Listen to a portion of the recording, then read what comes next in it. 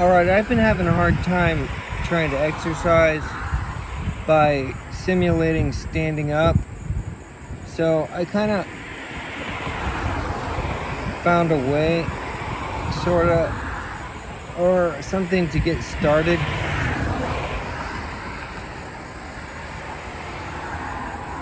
Alright, there we go. Now, that's involuntary. I am not doing that. I have to assume that's because my legs, my muscles and everything, I guess the muscular system, everything's so tight because I haven't used them in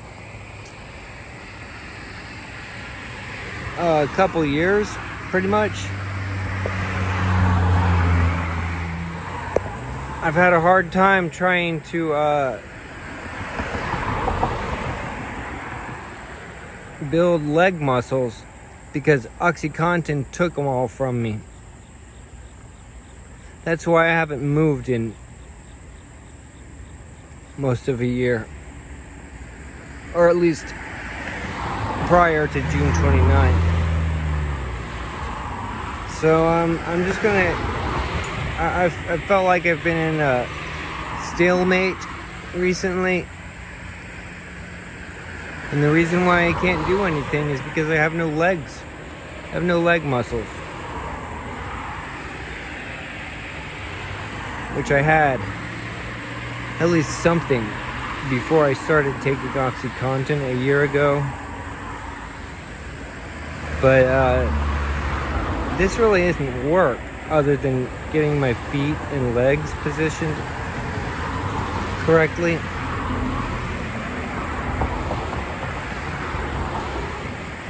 I couldn't do that if I tried. Move my leg that fast or really do any of it. You can kind of see the scars that remain from my fall a couple weeks ago, and you can see that my feet and toes are gross, and I can't do anything about that right now, and it's not a big deal.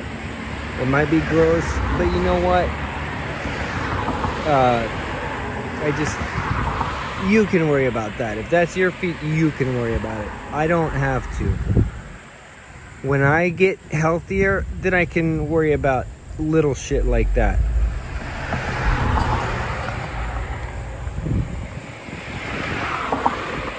But you can see the bandage from the fall I had the other day. I really don't even know what's under it. If it was bloody or just skinned up a little bit, I don't know.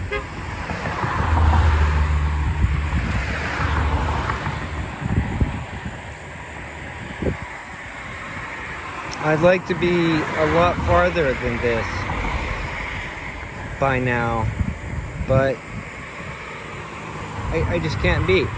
You know, I had my hypothesis and I was wrong slightly. So I'm changing my hypothesis.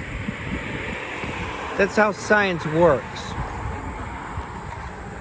This is not science, but this is as close to science as I can make it. So my hypothesis now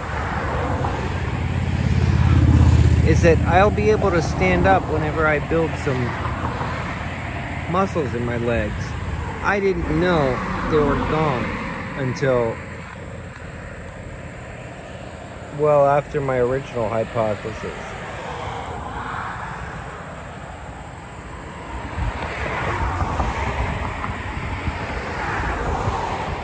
Doctors call that clonus, what was going on with my feet and legs.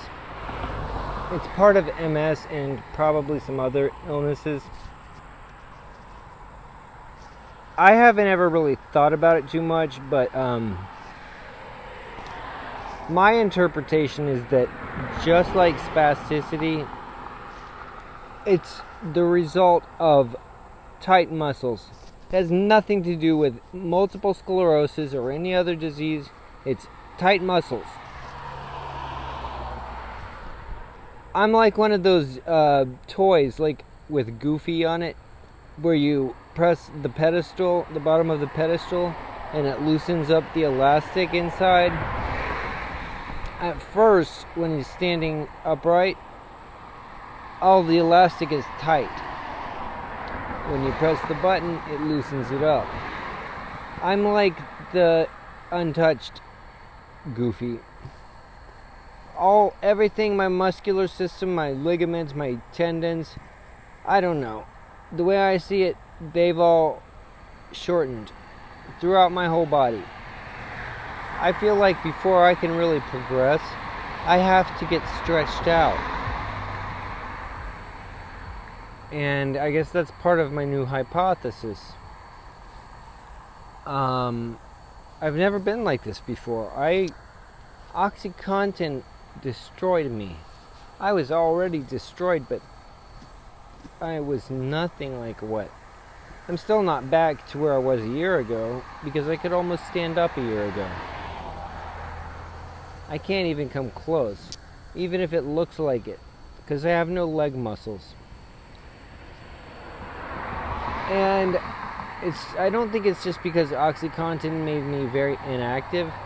I think OxyContin actually caused my muscles to weaken, because I have wet shorts every night. You know, my bladder has told me a lot about my medicine. When I was injured 4 years ago, I became able to hold it and use it and stand up. I couldn't stand up to pee before I was injured. But after taking oxycodone or Percocet for 5 months, not only could I control it, I could stop it or start it when I needed to, but I could stand up and pee into a urinal at the hospital over there, or in front of my toilet at home. And then once I didn't have that stuff anymore, I couldn't do that anymore, and I haven't been able to do that since. And it's not only annoying and embarrassing, but it's dangerous. And maybe I'll explain why someday, but it's very dangerous. I mean, what was I doing when I fell off my chair 2 weeks ago? Anybody remember that? Well, I wasn't standing up to pee. Or standing up.